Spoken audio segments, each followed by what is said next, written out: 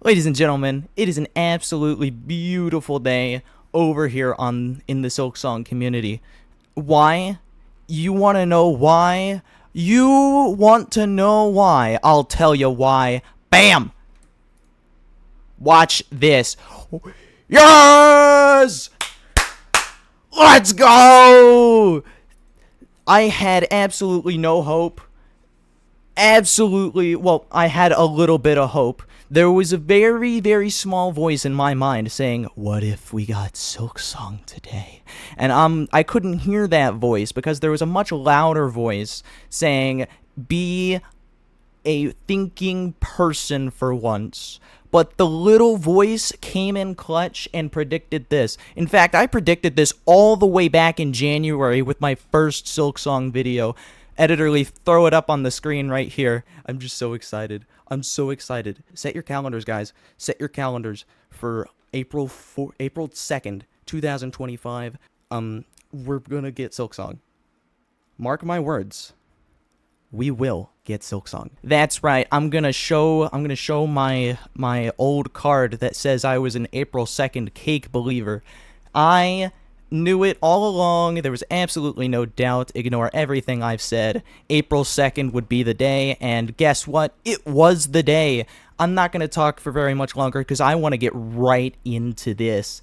There are 5 glorious, glorious seconds of gameplay footage, something we have not seen in 3 years since the Xbox Summer Showcase. So, we've got 3 clips and a secret 4th clip that I'll show you in a hot second.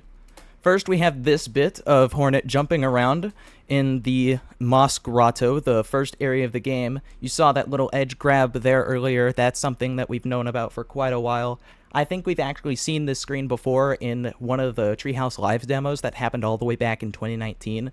I think you can see like these little particles because the moss is wet, and whenever Hornet jumps off, this thing kind of pops up. It's these fine details that's going to make this game absolutely crazy. And then we get, oh my god, like so much just happened. First of all, editor, zoom in on this number right here. You want to know what that says? That says 2025. 2025. We get a release date with Silksong. We get Silksong in 2025. Do you know how crazy that is? This is absolutely insanity.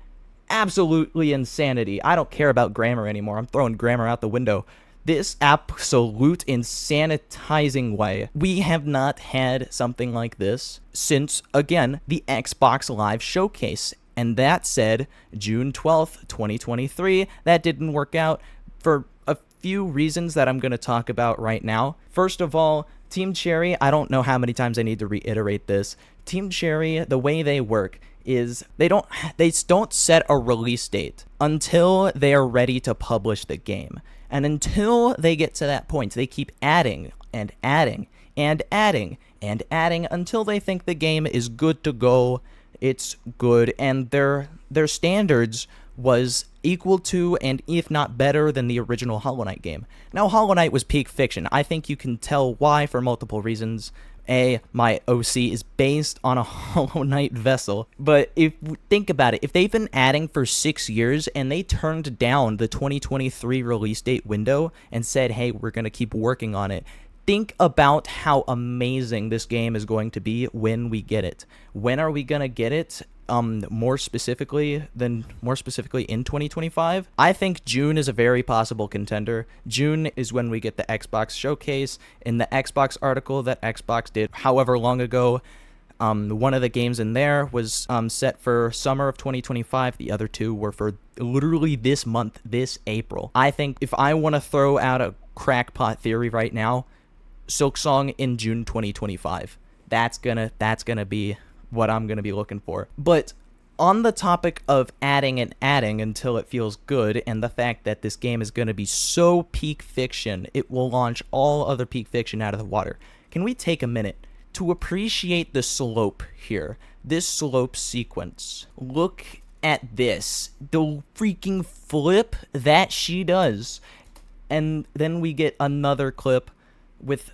So let's go back. So we've got these bubble things coming down from the sky, just little particles, But in this scene, there's gonna be a sequence where Hornet has to slide down these little puff balls and jump over gaps, doing a little bit of platforming. This is something we have not seen at all. We've seen air drafts. We've seen little elevators. We've seen big ol' frickin' bells. We've seen bosses that change the terrain. We've seen bosses that hang from the ceiling. We've seen so much, is what I'm trying to say. But we've never seen this. The way she slides down, this opens up so much potential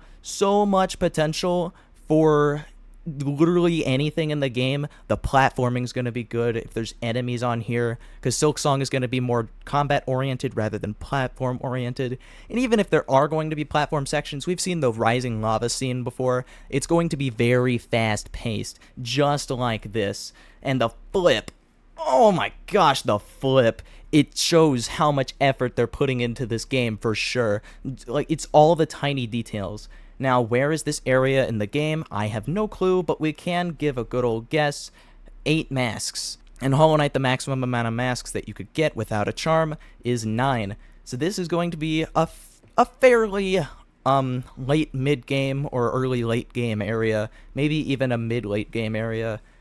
We still don't know what this does. This is one of the crests that you can equip if we're still talking about the crests from way long ago. They might have changed that system for all I know. This is one of the tools, some sort of yo-yo looking thing with the golden sides. I don't know what that is. We get to find out. You can tell how excited I am because I'm running out of words to define my excitement with. Anyway, third sequence. So we've got 2 tools and a spell that fit with this crest. And you can see these have arrows. I think that this has something to do with the D-pad, and the way the color goes away like a bar is going to show you how many uses of that tool you have left. And we get this area right here. I think is going to there's bars over here. I think this is going to be a short combat area where enemies kind of show up out of the ground and fall from the sky, kind of like they do in City in Tears in the original Hollow Knight. But we get to see this spell that she uses right here to KO not 1, but 2 enemies. I don't care what game is this. I'm too busy not caring. So this enemy parries. So we've got enemies that can parry, which we didn't have a lot of in Hollow Knight. But in a blog post that Team Cherry made a long freaking time ago, they said that they had like 150 enemies. Keep in mind, it was 150 enemies back when they posted that before they went offline. Think about how many enemies there could be now. Think about that. I'll let that set in. This is going to be literally one of the biggest games that indie gaming has probably ever seen, ever. I would not be surprised if this won Game of the Year. But we get this little hopping bell cult enemy, this bell cult enemy over here, which apparently has some sort of sword or object to parry with. We can see the thumbtacks down here, which are something that we've seen before. You throw them out, they're spread across an area on the ground, and then if anything steps on it, they take damage. And we can see, once Hornet uses the spell, the bar up here goes away. What's interesting is that this bar right here only goes down about halfway. I think that was 4 little notches. 4 notches of silk. I don't know what that means. I would probably have more time to speculate if I didn't want to put a video out right now. Anyway, that's very cool. The area we've kind of got around here, I'm not sure what these are. These could be Bell Cult members, which fits with the arena thing. There's a big old freaking chandelier over here. I don't know what this is supposed to be. Let me run it back here for a second. This is some sort of pedestal. I think, like, this could be an auditorium, and this is, like, a place where someone would stand and give a speech or something. I don't know. It's all speculation over here. This is a cool-looking enemy that we've never seen before. This is a cool-looking enemy we've never seen before. I don't even think we've seen this dead guy over in the corner. Anyway, let's get into the secret 4th clip that they put in this direct that a lot of people might have missed. We're gonna keep going. This is the last game that they show before they do this. This cool editing thing. You can see Delta Rune chapters 3 and 4 over here, but we want to be looking in this corner. I'm gonna increase the quality here.